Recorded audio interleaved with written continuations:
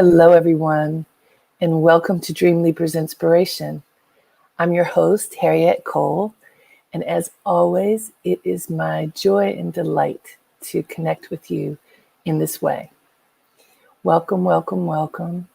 I hope that you have had an inspiring few days since we've been together, that you look for that inspiration every day. At least there's a moment when you are aware and you go, "Ooh, that inspires me," or "Ooh, I need to be inspired. Let me open my eyes and look and see where the inspiration is."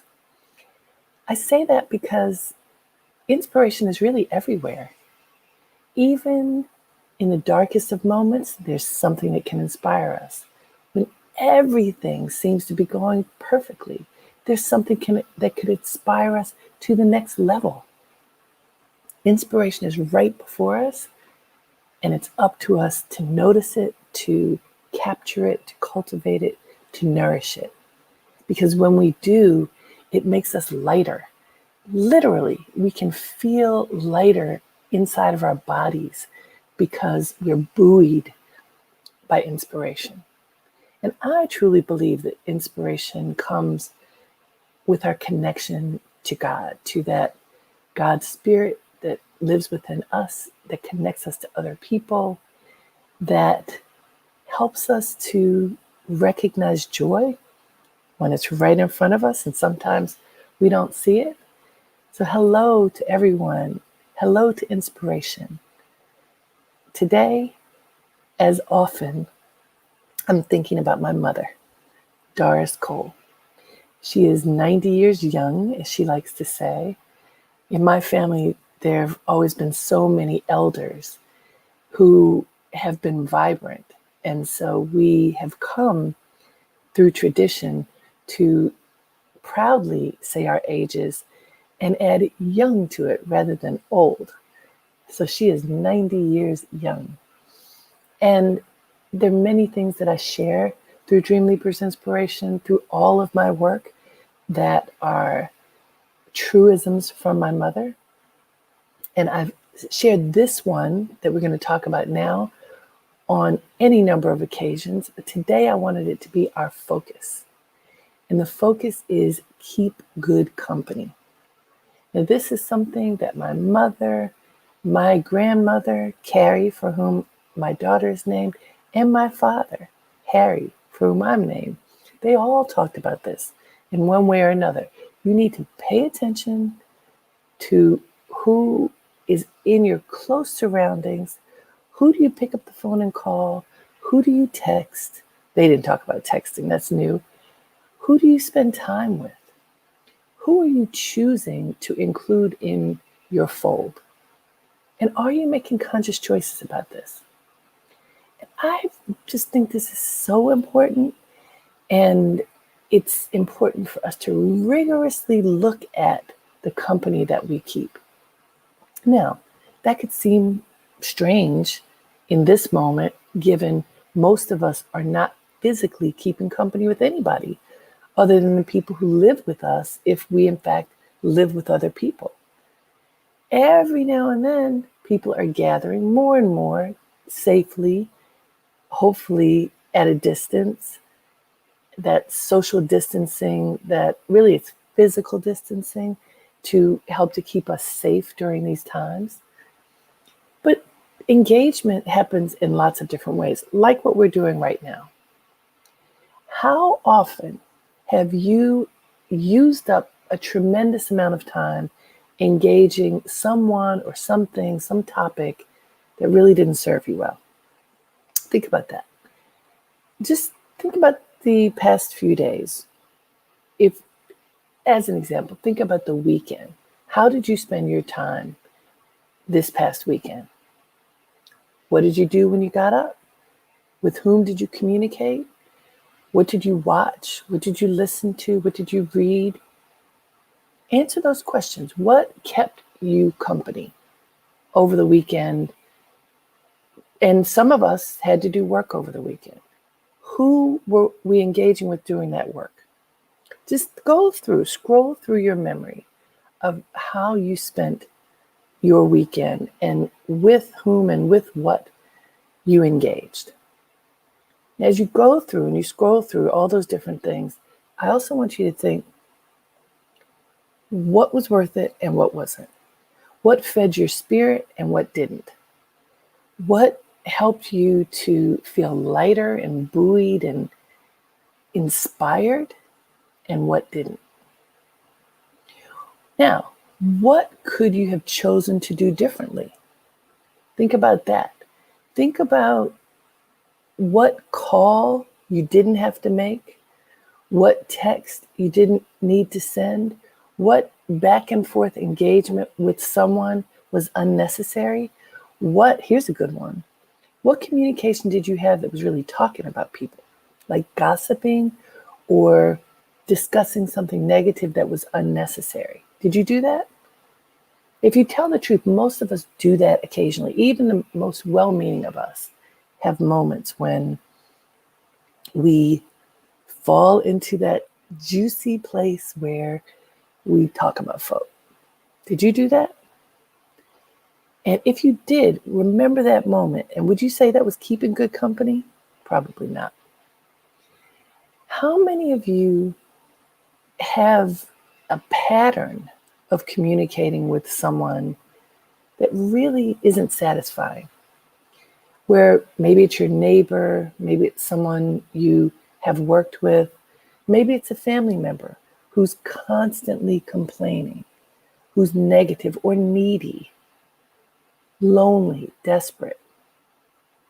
And while it is important to be a lifeline sometimes for others, you have to make sure you don't sink as you are being that lifeline. So think about it. Did you keep good company this weekend? Did you? How much of that time did you keep company with yourself? Do you think of yourself as good company? Do you think when you're alone, oh my gosh, I have to call somebody, I have to be with somebody, I have to reach out because I can't be by myself? Do you ever feel like that? See, when you feel like that, that's when you should pause. Because you should find yourself as good company. You should consider yourself to be good company. And if you don't, you need to get right with yourself. What is it inside of you that you don't like? What do you need to course correct about your own thoughts, words, and deeds to make yourself more likable to you? Something to think about, huh? Instead of noticing what's wrong with other people, you gotta talk about this, wrestle that finger around, face yourself and ask yourself, what is my role in this? What is my role in my well-being? What is my role in being and becoming good company for myself and for others? What do I need to let go of that isn't serving me or the people in my sphere? We can all shed something. What would be good for you to shed to make yourself good company?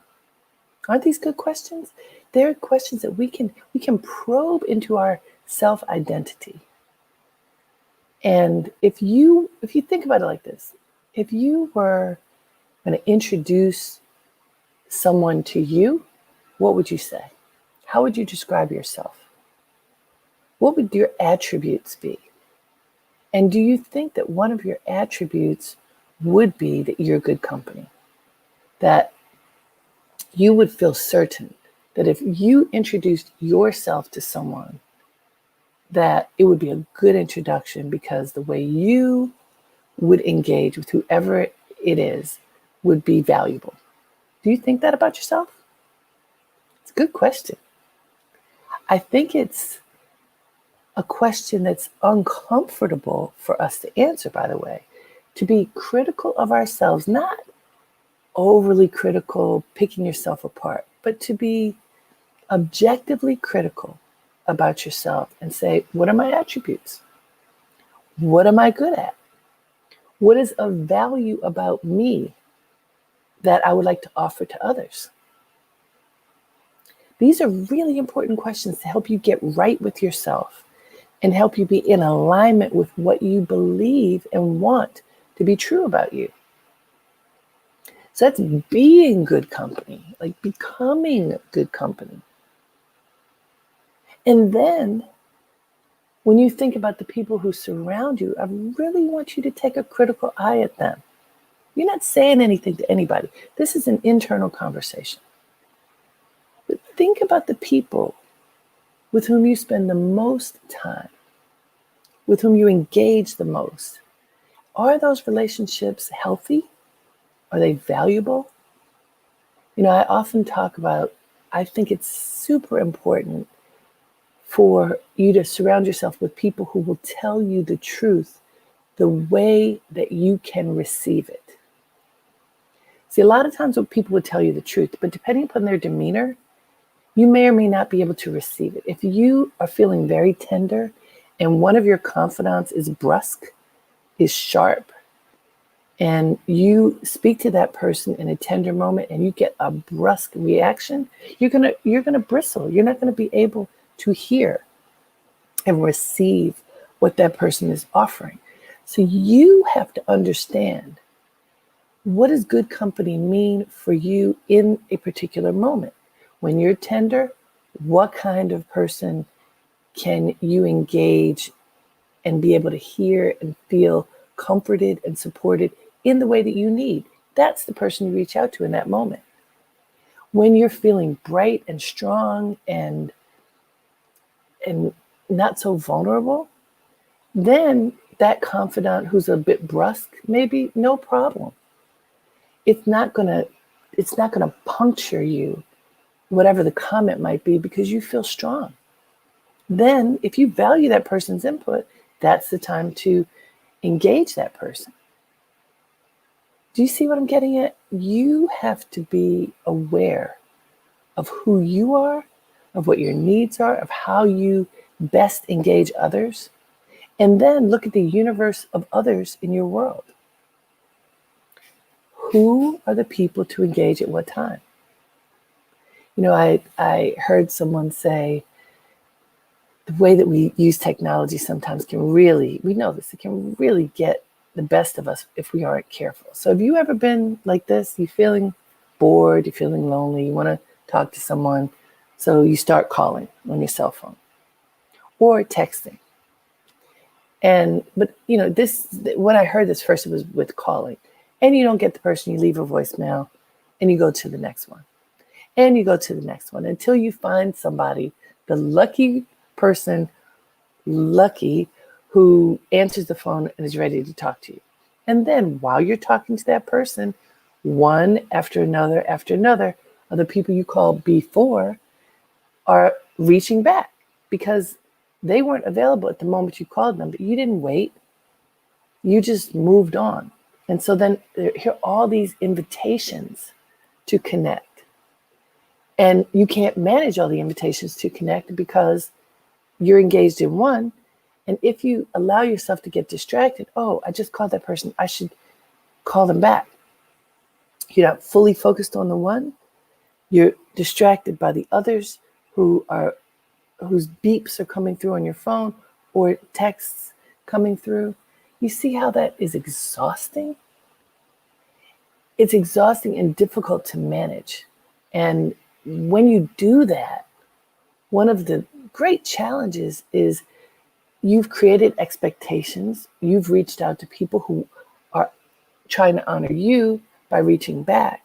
You don't have time to talk to them. Now you have 5 more people you have to call back. And suddenly it becomes overwhelming. Pace yourself. Part of good company and maintaining good company is trusting that there doesn't have to be a pile of people that you have to contact. You can contact one, you can wait.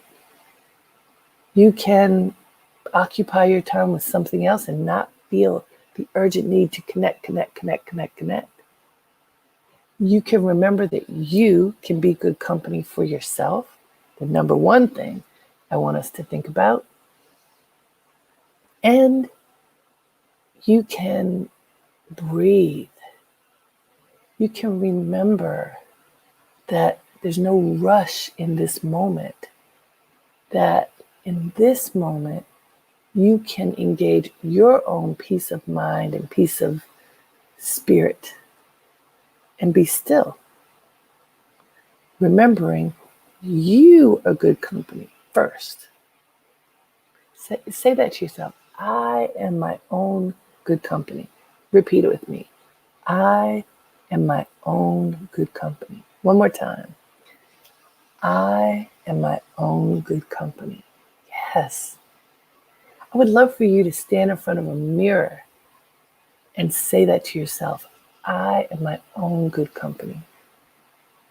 And then from there, thinking of yourself as good company, as precious good company, then think about who you're going to contact.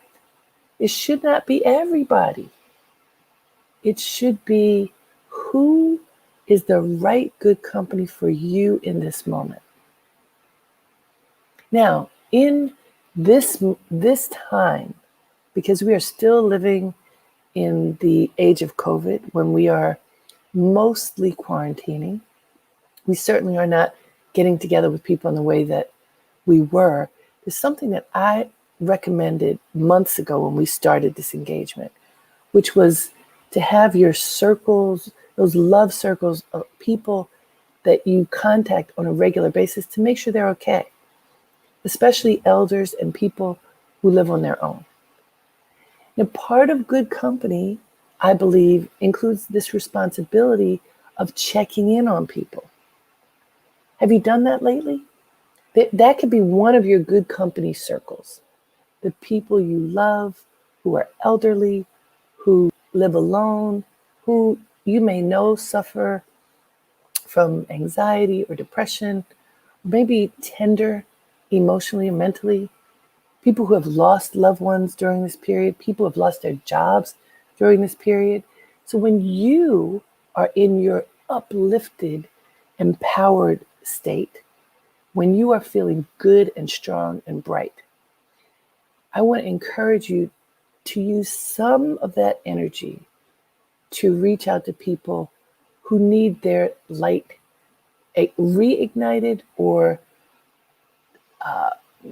boosted.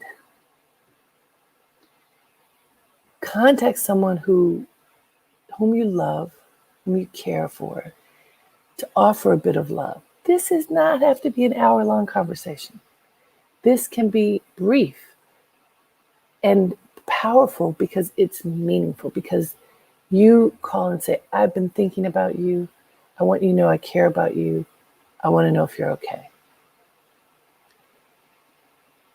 I'm checking in on you because I haven't heard from you in a while, and I just want to make sure you're okay. And then listen.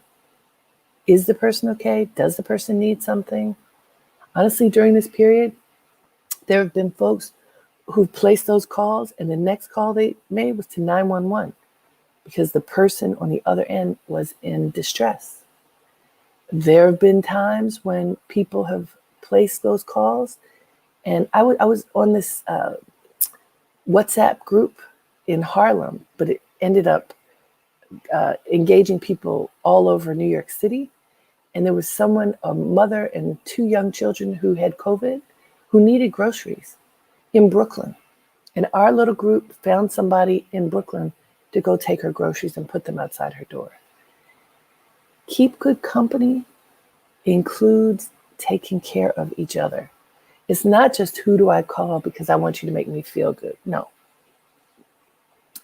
Who do I call because there's an engagement that is important for that moment?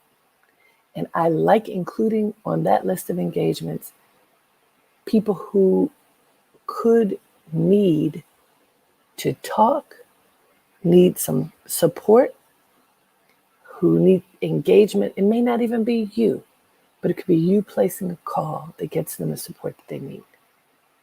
So it always comes back to service. When I talk about Doris Cole, my mama, it always comes back to service. It is serving the goodness within the goodness that connects us to others. It is living that goodness. And when you do that, you get more energy. Because you could think, oh my gosh, how am I going to do this? I don't have any energy. Well, take care of yourself first. Get the rest, drink the water, move your body, take care of yourself first. And remember that we live in a world where we live and thrive based upon connection with others. If we can remember to make those connections count in the best possible way, because we are choosing wisely with whom we connect. It's not just everybody. If we consider ourselves to be precious, then we're looking for precious engagements that can be uplifting in all of the ways that we deserve, you deserve, that we need, that you need. Keep good company. Start with yourself. Tend to yourself. Figure out the things that you want to nurture within yourself. Write them down. You know, I love lists. Write them down. What do you want to nurture? What do you want to let go of? Both are important. Don't hold on to everything. Let go of the things that don't serve you anymore. Who are the people who are deserving of being in your circle? Keep company with them. Who are the people who are not? The people who are negative, the people who are dismissive, the people who are nasty, the people who are clingy. You don't have to hold on to everybody. Let go of the ones that feel like leeches. Let go of the ones who feel like they have weapons that are stabbing you at every turn. Why do I say that? I've had those people in my life. I don't want them in my life. I have learned over time that you can say goodbye to folk. Not everybody deserves a seat at your table. Let me say that again. Not everybody deserves a seat at your table. Be conscious about who you welcome to your table. It's really nice if you have the right people there. Then you have the right conversation, you have the right engagement, the right tone. Don't forget how valuable you are. This is what we do. We forget. In that moment of conscious awareness, remember, I'm valuable. I'm worthy of love. I'm worthy of attention. I'm worthy of consideration. I'm worthy of active listening. I'm worthy of forgiveness. I'm worthy of love. When you feel worthy, when you embrace that worthiness, you attract people who see that and who appreciate it. You may also attract others because goodness and light are attractive. Make sure that what you welcome in is what you want. What you don't want, you don't have to be mean. You just don't have to invite them to your table. You can be kind and keep it moving. You don't have to talk on the phone with people who drag you down. You can be unavailable and stay unavailable. Be available to your goodness. Be available to the people and experiences and moments that will make you a better person. You are worth it. Got it? I hope so. Keep good company, y'all. It is one of the best lessons I learned from my family. I continue to keep it at the top of the list, and I hope you keep it at the top of your list. Who is on your good company list? Write it down. Make sure it's true. Cultivate those relationships, starting with yourself. I hope you do it. Until next time, have a great day and make it count. Namaste.